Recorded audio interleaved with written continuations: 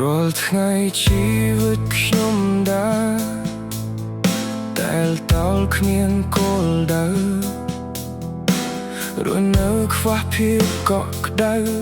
ក្នុងចិត្តពោពេញដោយភាពឈឺចាំសូវបិនធ្លាប់មានហាក់ដូចជារស័ព្ទបាត់ទៅមើលទៅដូចជាគ្មានផ្លូវរកឃើញអនាគតខ្លួនឯងខ្ញុំសួរទៅមេឃសួរទៅដីតើរូបខ្ញុំធ្វើខុសអ្វី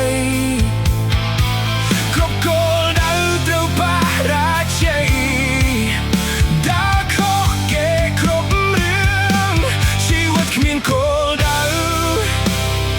មានតែក្តីប្រាថ្នា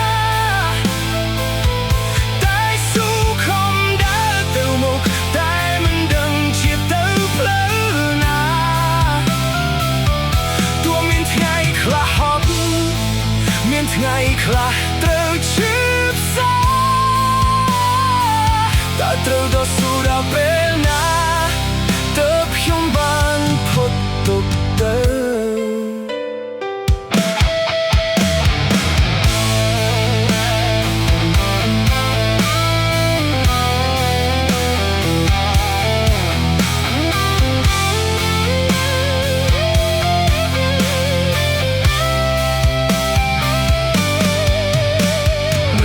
ជុំវិញខ្លួនគ្រប់គ្នាគេមានក្តីស្រមៃ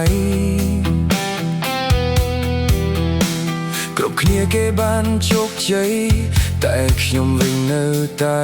វង្វេងគោលដៅពេលខ្លះចង់បោះបង់គ្រប់រឿងដែលកាន់នៅក្នុងដៃលុបចោលឲ្យអស់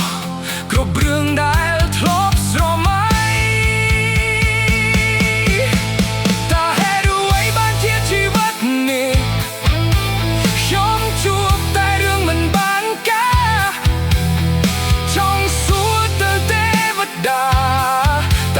ខ្ញុំលំបាកដល់ពេលណាតែដើម្បីអនាគតនិងគ្រួសារខ្ញុំសន្យាពីពេលនេះតទៅត្រូវរកឲ្យឃើញគោលដៅដែលខ្លួនឯងប្រាថ្នាជីវិតគ្មានគោលដៅរស់នៅគ្មានក្តីស្រមៃ